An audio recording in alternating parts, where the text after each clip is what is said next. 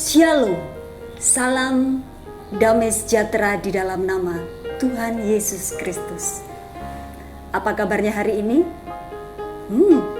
Tentunya baik-baik bukan? Atau ada di antara kalian yang saat ini sedang sakit? Mungkin juga ada yang lagi sedih, lagi galau. Ayo semangat. Firman Tuhan mengatakan bahwa hati yang gembira adalah obat. Sekali lagi saya katakan, firman Tuhan menyatakan hati yang gembira adalah obat. Jadi, jika kalian saat ini sedang sedih, sedang galau, dan pengen sehat, kalian harus bergembira. Ayo katakan kanan, kiri kalian. Ayo gembira, ayo senang. Karena hatimu bisa senang dan kamu akan sehat. Hari ini selama 30 menit ke depan kalian akan ada bersama dengan Ibu Trimariati dalam acara pendidikan agama Kristen. Jangan sampai ketinggalan, luangkan waktumu, duduk di tempat, ambil Alkitabmu, ambil catatanmu, kita akan belajar bersama-sama. Sebelum kita memulai pembelajaran hari ini, ayo kita berdoa dulu. Ya, berdoa serius. Kita berdoa datang kepada Tuhan. Tuhan Yesus, terima kasih untuk kesempatan yang indah ini. Kami boleh ada di sini. Kami mau belajar pendidikan agama Kristen. Tuhan berkati kami. Di dalam nama Tuhan Yesus, kami sudah berdoa. Haleluya. Amin. Oke. Baik. Hari ini kita akan belajar tentang materi bab 3 dari kelas 9, yaitu gereja yang hidup di dunia. Gereja yang hidup di dunia. Sebelum kita bahas lebih mendalam apa itu gereja yang hidup di dunia, tentunya kita harus tahu apa sih yang disebut dengan gereja. Tentunya setelah yang satu ini.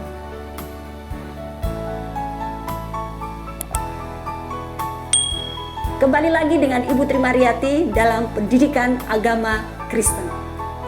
Apakah kalian sudah berpikir, apakah kalian sudah mencari kira-kira apa sih ya gereja itu?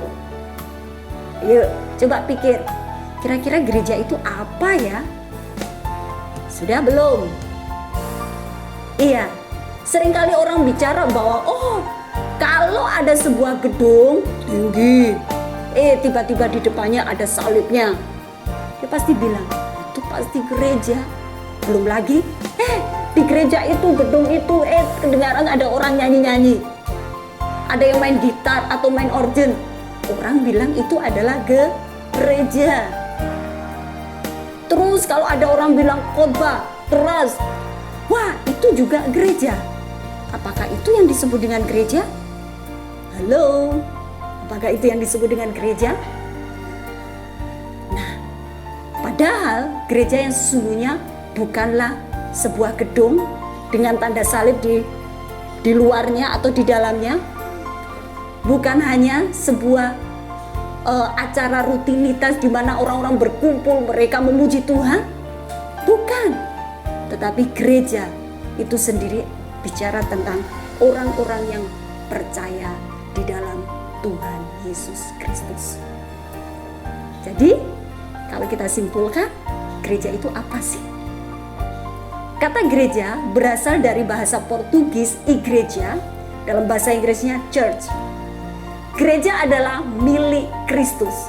Itu dalam bahasa Yunaninya disebut kuriakon, yang memiliki dua makna. Yang pertama adalah gereja itu menunjuk kepada orang yang percaya secara pribadi. Kira-kira kalian berada di mana? Apakah kalian sudah menjadi orang yang percaya menjadi milik Tuhan atau belum? Kalau kalian sudah menjadi milik Tuhan, berarti kalian layak disebut dengan gereja. Pengertian yang kedua, gereja menunjuk kepada tempat yang dikhususkan untuk peribadatan. Seperti yang Putri sampaikan tadi, bahwa ketika orang datang ke gereja berkumpul memuji Tuhan dalam sebuah gedung, itu disebut dengan juga gereja, tapi dalam pengertian yang kedua. Kita akan melihat dalam perjanjian baru.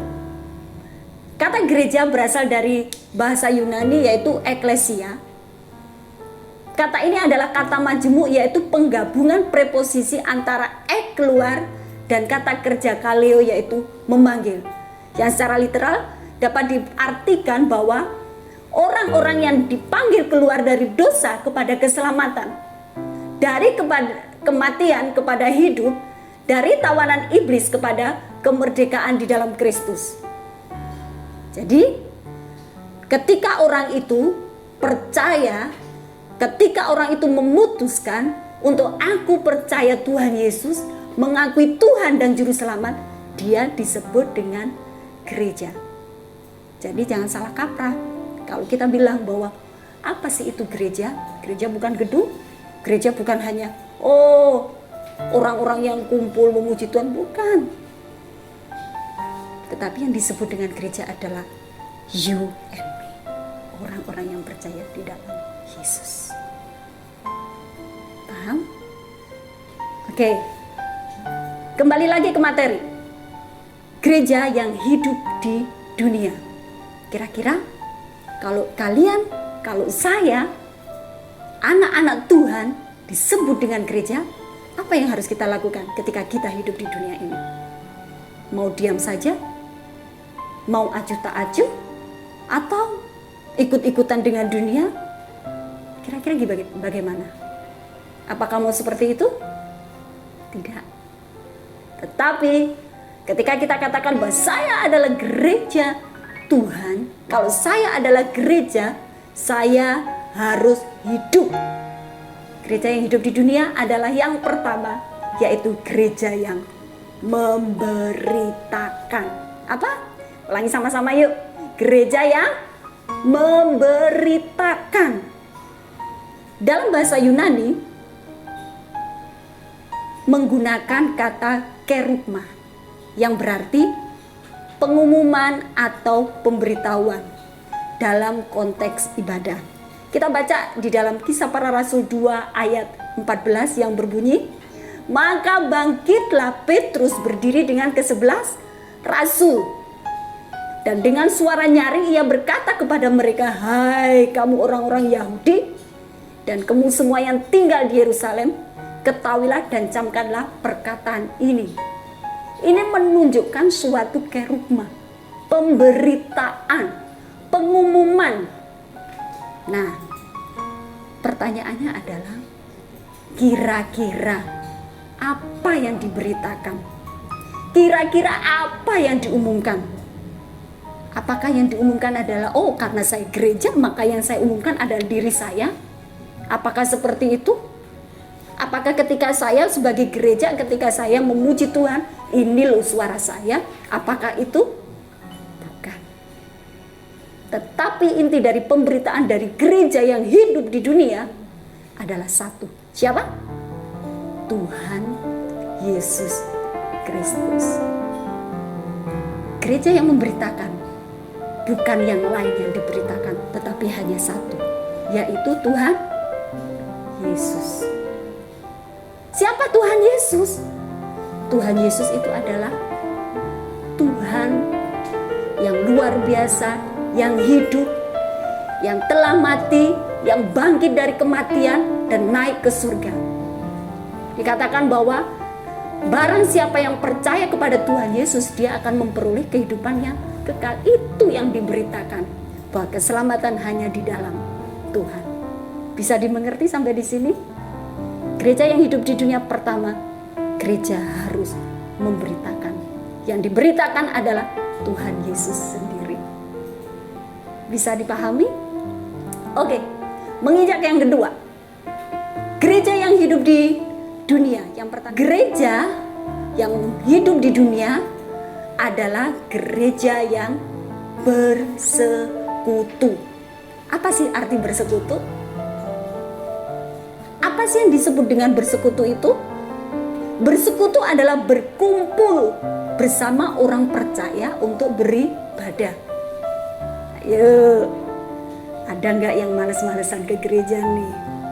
Loh, ini kan corona, Ngapain ke gereja? Kan nggak boleh kumpul-kumpul. Jangan salah.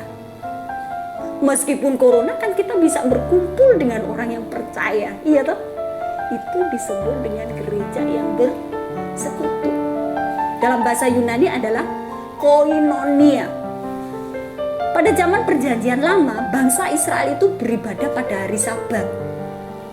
Sementara pada zaman perjanjian baru, orang percaya beribadah pada hari Minggu.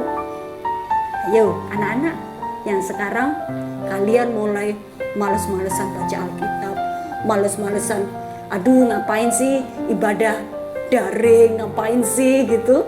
Ayo ingat, gereja yang hidup di dunia yang kedua adalah gereja yang mau bersekutu, berkumpul dengan teman-teman seiman, sehingga kita semakin dihidupkan.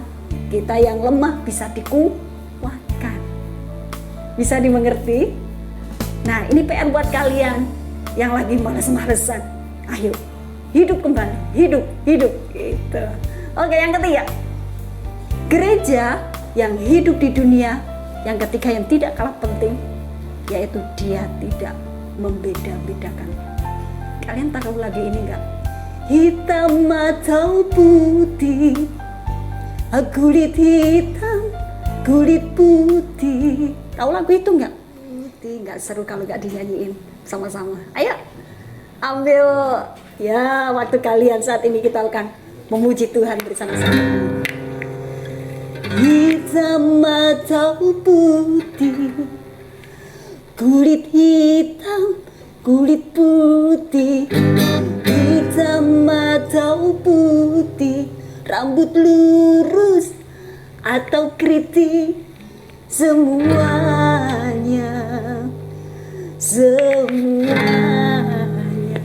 disayang Tuhan. Hitam atau putih, kulit hitam, kulit putih. Hitam atau putih, mata bulat, mata sipit, semuanya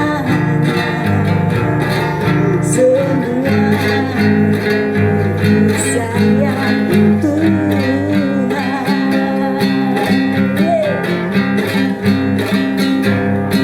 Tuhan Yesus mengasihimu.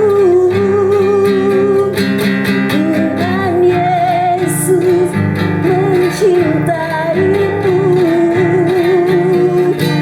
tanpa memandang suku bangsa. Semua berharga di mata Tuhan. Tuhan Yesus mengasihimu. Tuhan Yesus mencintaimu tanpa memandang suku bangsa. Semua berharga di mata Tuhan. Oh, di mata Tuhan. Hitam atau putih, rambut keriting, rambut lurus, semua disayang Tuhan. Jadi jangan membeda-bedakan. Kadang-kadang ketika orang melihat warna kulit, aduh, you kan hitam, aku kan putih, ngapain kita jadi satu? Gereja yang hidup di dunia, dia tidak boleh membeda-bedakan. Entah kalian warna kulitnya hitam, entah kalian warna kulitnya putih, entah kalian dari golongan orang yang kaya, orang yang mampu, berduit, atau bahkan tidak mampu. Ayo, sebagai gereja yang hidup di dunia, yang sudah dilahirkan kembali oleh darah Yesus, ayo jangan membeda-bedakan. Itu kemauan Tuhan, bukan kemauan kita. Sekat-sekat yang memisahkan manusia berdasarkan ras, kelas, maupun jenis kelamin kini semua sudah dihapuskan oleh darah Tuhan Yesus. Kematian Tuhan Yesus di atas kayu salib sudah menghapuskan itu semua. Karena itu, sebagai gereja Tuhan, ayo bangkit. Bangkit, berani memberitakan kebenaran firman Tuhan. Gereja yang hidup di dunia mau bersekutu dengan orang-orang yang percaya. Dan juga dia tidak mau membeda-bedakan dengan yang lain. Masih ingat cerita tentang Martin Luther King Jr.? Siapa dia? Dia adalah seorang pendeta baptis dan aktivis Amerika Serikat yang menjadi juru bicara dan pemimpin gerakan hak sipil tahun 1954 sampai 1968. Dia begitu luar biasa ketika dia harus memperjuangkan orang-orang kulit hitam. Kira-kira di zaman sekarang ini yang serba modern, apa yang akan kita lakukan? Apakah kita dengan adanya hal semacam itu kita langsung, ya itu kan Martin Luther, itu kan para pendahulu kita, apakah kita akan seperti itu? Seharusnya gereja Tuhan yang hidup di dunia tidak boleh kalah dengan orang-orang yang sudah mau berkorban untuk Tuhan. Kita harus maju, kita harus bisa hidup sebagaimana Allah telah menghidupi kita. Baik, saya pikir sampai di sini materi tentang gereja yang hidup di dunia. Apakah ada pertanyaan dari kalian? Catat, kalau ada pertanyaan, tanyakan itu kepada guru kalian masing-masing. Oh, saya tidak mengerti apa yang dimaksud dengan ini. Catat. Kan kalian bawa catatan toh? Catat. Ada guru kalian. Ditanyakan itu. Bu, saya tidak mengerti ini. Tanyakan. Catat. Dan kita akan berdiskusi bersama-sama. Baik. Waktunya kita akan mengambil saat untuk bersaat teduh. Ambil waktu kalian untuk kita datang kepada Tuhan. Kita akan merenungkan kebaikan Tuhan. Selama ini, sudahkah kita menjadi gereja yang hidup di dunia? Selama ini, sudahkah kita mau memberitakan Tuhan?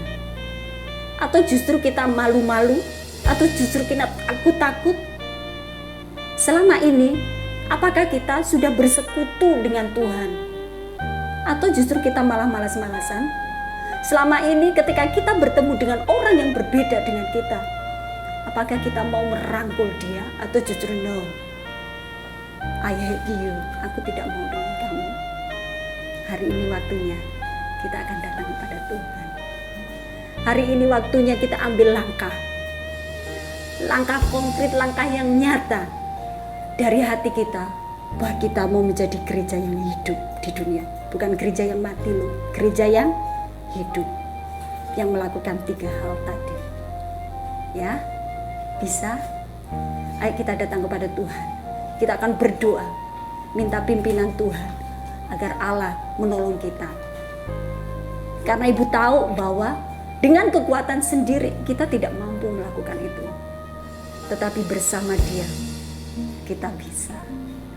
Kenapa harus takut? Ada Yesus. Ada Tuhan Yesus yang akan menolong kalian sehingga kalian bisa menjadi gereja yang hidup, bukan gereja yang mati. Ini tanggung jawab kita sebagai gereja di zaman sekarang, di masa pandemi ini. Ayo bangkitkan gereja di diri kalian. Bangkitkan itu untuk hormat kemuliaan bagi nama Tuhan. Kita akan berdoa. Bapa di dalam kerajaan sorga, biarlah hamba-Mu selesai berbicara, tetapi Roh Kudus tolong terus berkarya buat kami. Secara khusus kami berdoa buat setiap anak-anak-Mu yang menonton acara ini. Mereka diberkati oleh Tuhan. Urapan Allah turun atas mereka.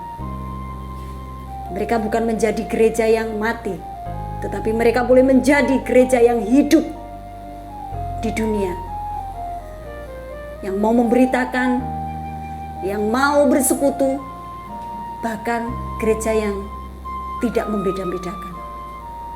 Terima kasih Tuhan buat hari ini. Sekali lagi kami tetap memohon Engkau memampukan setiap kami semua anak-anak-Mu, sehingga kami mampu hidup dengan standar dari Tuhan. Di dalam nama Tuhan Yesus, kami sudah berdoa dan mengakhiri pembelajaran pendidikan agama Kristen ini. Ke dalam tangan-Mu. Haleluya. Amin. Diberkatilah engkau oleh Tuhan. Tuhan ada bersamamu. Immanuel. Tuhan memberkati.